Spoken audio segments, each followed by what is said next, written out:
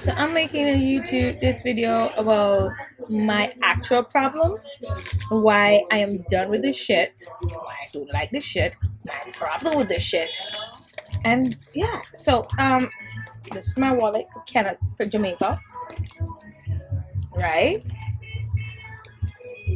Nothing. I have nothing in this account because our $500 because that's what you have to have in the account to use the card. My Canadian card with nothing on it. This is a negative, and the other Canadian wallet has nothing or negatives, or maybe in default. The accounts may be closed by now. Nothing. And oh yeah, credit card that thank God it was a secure credit card, so anything I owe will be taken out of the deposit I put it. All I have is 1, 2, 3, 4, 5, 6, 50 Jamaican dollars. Bank of Jamaica. You got it? And this is on a day I actually have money. Last week Friday I had $0. Oh, did I forgot to mention I owe some people that's helping me $1,000. So technically I have negative 300. But the point is I'm trying to, have something in my pocket so they work with me, and when I have the money that I gave it back. The last time I got a chunk of money was some weeks ago. The weekend of Labor Day, Jamaican Labor Day, so that's May 20 something. I got $7,000 for doing a job that I feel bad for doing. I helped somebody with their SBA. I don't even feel like help. I did their SBA and I charged them $7,500. I thought it was help, but this was full on. I did it. I feel bad because ethically that doesn't feel right. But anyways, yeah. Let's break down my problems and why I don't like this shit and I want to be done with this shit. Anyways, location change plus I tried to record something before it didn't record, so guess it worked. This one worked. Anyway, we're not gonna do that where I'm like, oh, that recorded and whatever. Anyways, alright, here's the thing. Get the basis of this whole promise thing in the video where I said the promise is explained, right? That's the basis.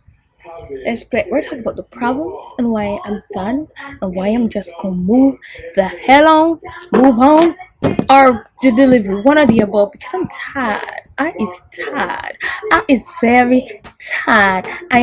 Don't got the strength to fight for the promises, to believe, hope, nor wait any longer. I is tired. I understand it's God. I believe it's God, and I see it's God. I know it's God, but I is tired.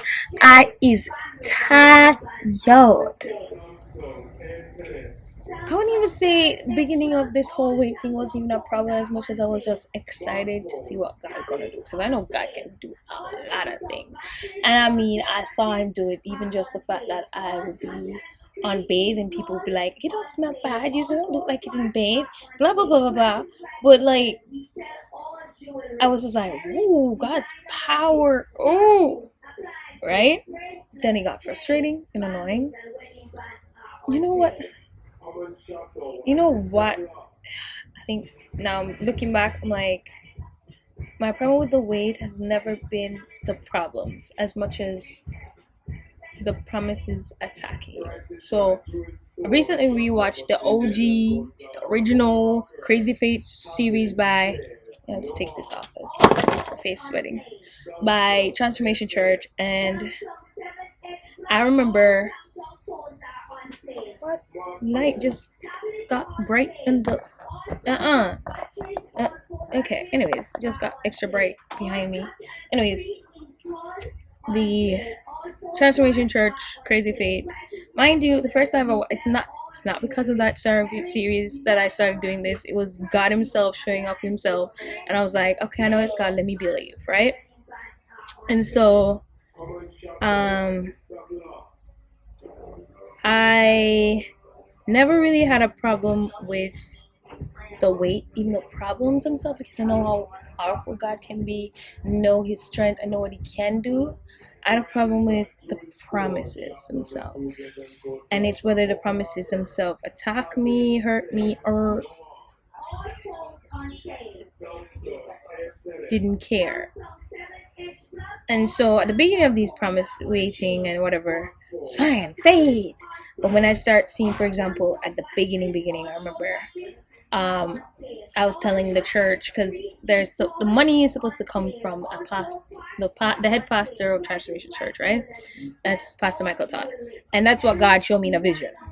And soon after sharing it and it becoming like a thing where I'm waiting in a car and it's so crazy and whatever, I started seeing things like him showing remarks like, "Oh, have obedient enough," or just a lot of just sides and marks and whatever.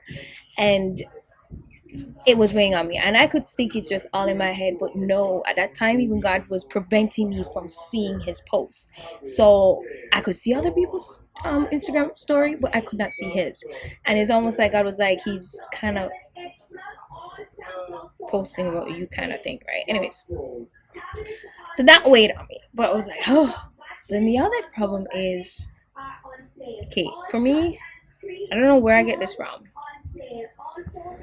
I don't know where I get this from. I've seen the theory where if you have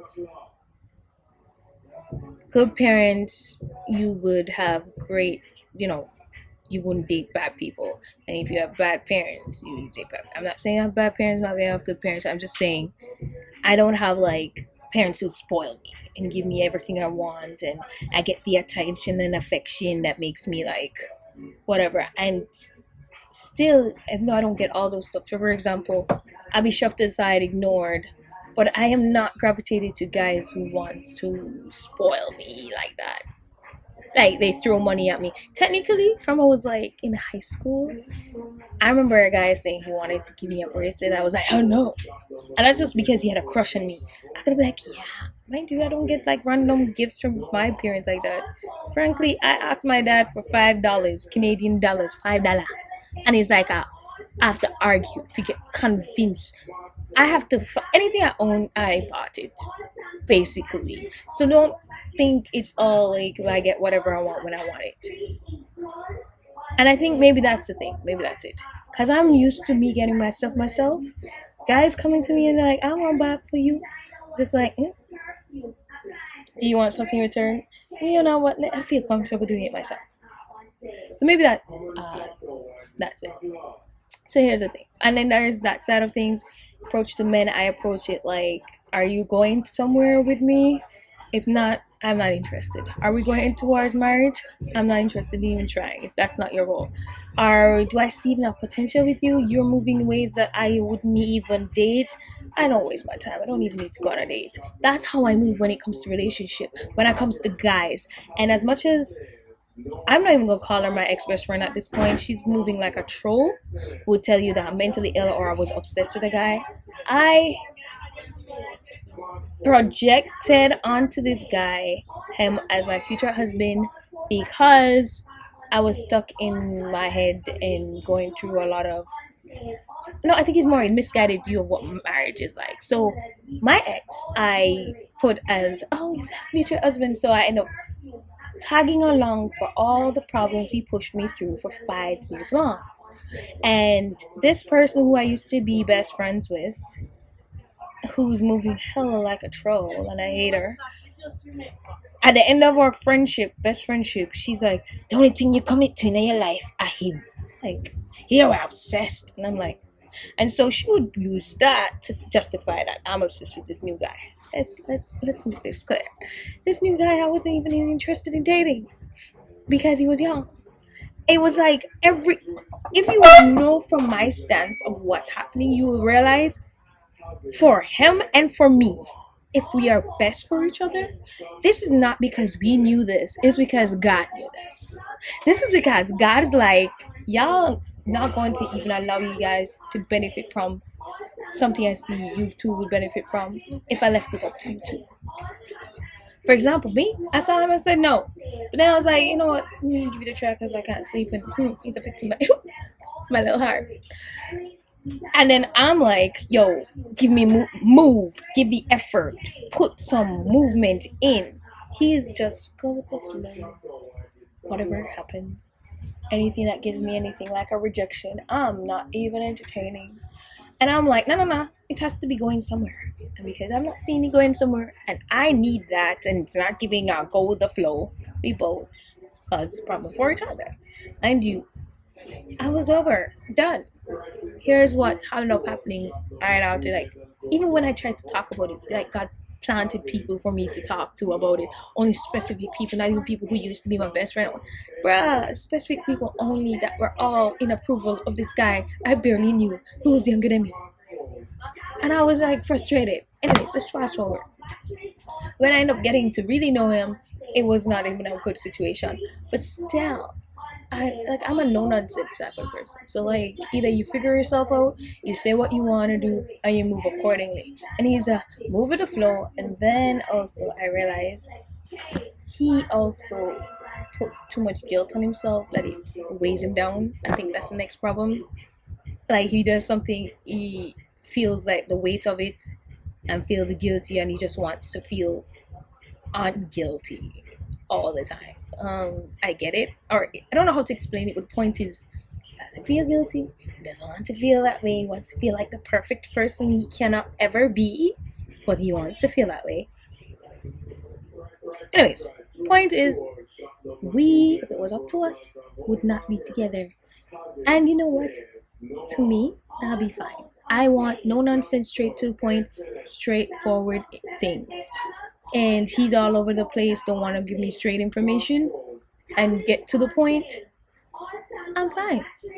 Here's where I have a problem. It's where guys like, you prayed for me to give you will and submit to my will, so this is my will. You gotta do what I want.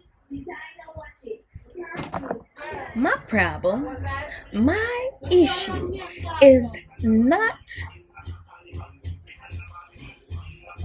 even the problem so much as the fact that I have to do it even when I don't want to, because I submitted to God's will and God doesn't change his mind. That is why I've been so mean. I don't give a shit. I don't give a shit. I called him a wicked fucker. I could have been better with the words. I could have. It could have said, you see, this dude said whatever. It is wicked. Why is that straight to the point? Wicked fucker. Because I don't care anymore. But I know God gonna make me bite my tongue. And he's gonna make me either realize I'm wrong. Because based on God's vision, he's supposed to be a great guy. He gonna treat me like more than a queen, a princess, everything you want. Where? And I'll be priority. Because that's the thing. For the time I have to wait, I was treated the opposite, the exact opposite of what God promised. And that's my problem. And then on top of that, it'd be one thing if I'm like in ease. That's the thing. The promise itself treat me worse than what I'm promised. Then on top of that, my life is lived a complete opposite of what God promised. And on top of that, I'm just getting attacked. Then on top of that, I'm just in problems. No relief. Can't even get a moment to smile. And yesterday I wanted to ride a bike just to like get the breeze in my face, and I'm like vroom bike, a bicycle. And the person for the bicycle took it back. I was like, dang it. I just wanted a moment. After I just cried. Just wanted a moment. I can't get a moment. I can't get it. Today, another job opportunity for me, a living opportunity here where I could do what I said I wanted to do, which is just done. Disappear and done.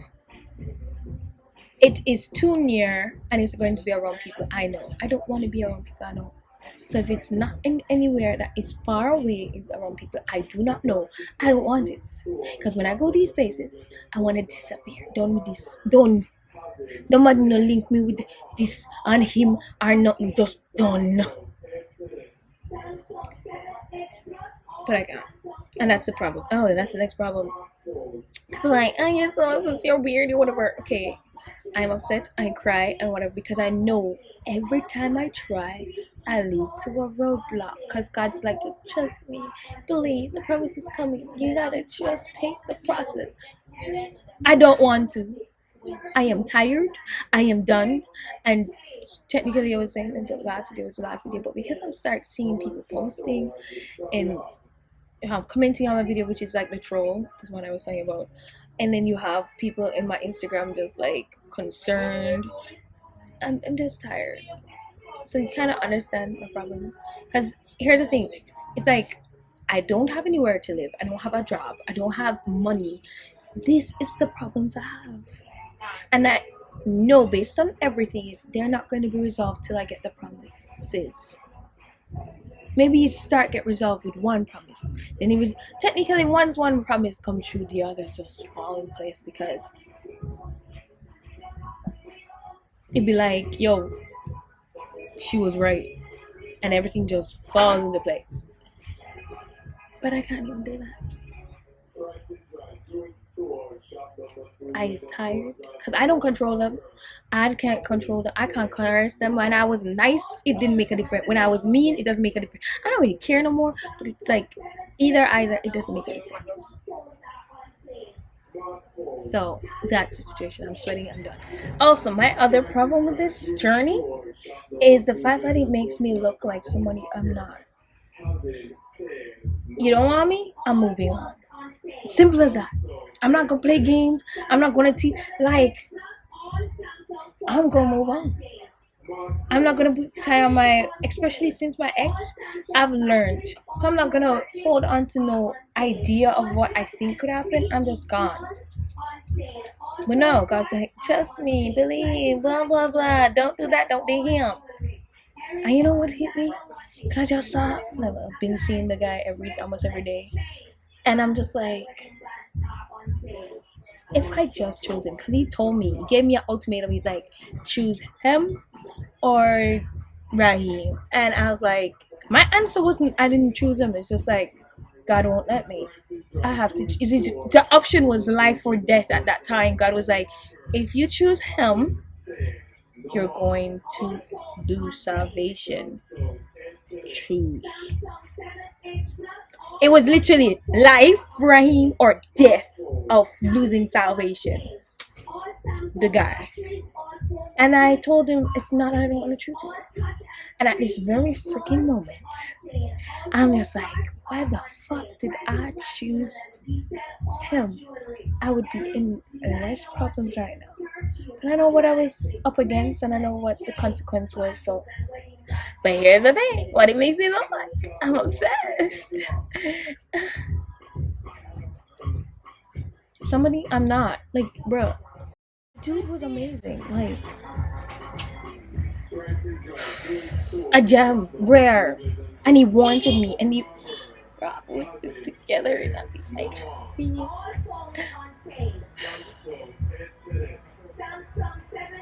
He may cuss when I cuss, but yeah.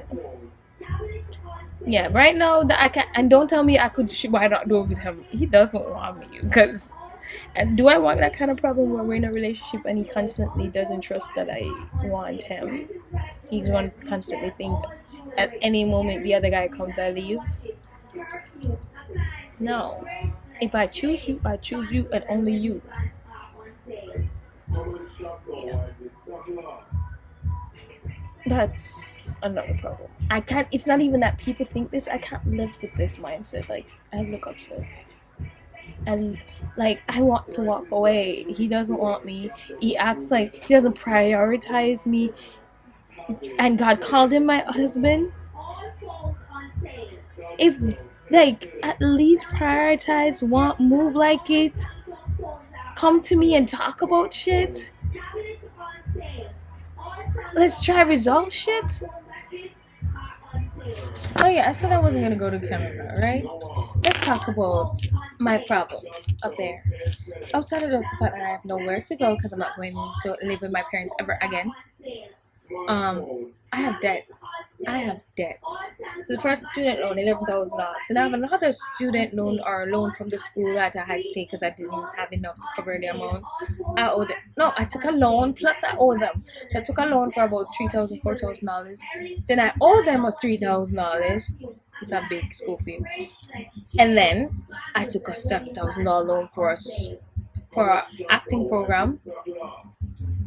That was in Florida. Didn't get to pay that off. I was supposed to pay it off. I was in this good paying job at a warehouse. The problem now was I was getting sick from the welding and so on, and I was willing to work still, and they said, no, you're getting too sick. We can't keep you working there, because technically if I was working there long in there, like enough up to a year, they have to give me a permanent position to, because it was through an agency.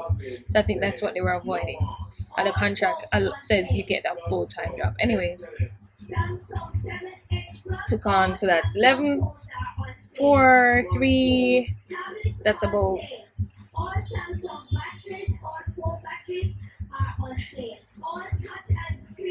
$18,000 just a while ago. Then another $7,000, so that's like 20 something thousand. Then I got scammed $3,000 I did not have. I had $24 and I got scammed $23,000 just because I was looking for a job. Mind you, I got these text messages all the time and I knew to avoid them, but somebody who was trying to help me, and I was like, oh, I need a job, and she's like, oh, you want to try this job? Mind you, they had their concerns but didn't share it to me till afterwards, and I realized it was a scam. And then the business tried to put it on me now. Anyways, so that's $3,000. Now that's nearly $30,000. A little over. I owe a credit card, which is like $500. No, less than 500. I owe another credit card, 100 or something. I owe a phone bill that I didn't get to clear yet, is 300 or something. Well, it's going up 500. 130 something from the most recent phone thing because I left and I haven't got back to pay that phone bill. Overdraft of $2,000 or $1,000. All of this is like 30 something, nearly $40,000. Imagine if I had my car loan with that, that'd be 40 something, nearly $50,000. I have debts that are coming after me, not coming after me. They want their money. And if I go back to Canada, still with no problem, nowhere to live, no job, no car where I could hustle. I'm tired. I have no option. And when I try to make option, they don't work. Let me try this again. So it did not record. As I was saying, on my way home, I recorded this and I started to see where God was like delivering on one of the things I was complaining about, is the fact that I don't really have work and need to make money, but He still does it within the boundaries He set up that still keeps me in this place while I wait. It's not something that I want to do that makes good money, that can make me independent, can do stuff, can buy groceries, can contribute. It still keeps me in a limbo, and not just in a limbo, I have to depend on Him or others. And I'm not against depending on God, but my goodness, man, can I buy groceries? Can I not make it feel like a burden on people? Like, seriously. If I'm a burden on God, that's God. He created us. But I don't want to be burdened on people. And if it's not that, and not deliver the fucking promises, like, where's the promise? Deliver then. Deliver. No. Then I can't deal with any of those anymore. I can't. Obviously, I can't do the waiting because you're not delivering. I can't do the where I'm contributing far more and I'm not getting anything in return that can help me with independence, where I can help more. I don't mind helping. I love helping. But I'm giving far more than I'm getting. So let me get out. Can I just get out of it? And God's like, trust me, please. And when I reach the limit of really want to go out, He shows something to keep me. I'm just tired. I am tired. I've been tired for a long time, but this is where I'm just like, I'm done. So as I said, I am out of here. Because obviously I'm not getting the promises, which is supposed to be good. Where's the promise? Where? But I talk about signs of it's happening. I'm talking delivery. Where?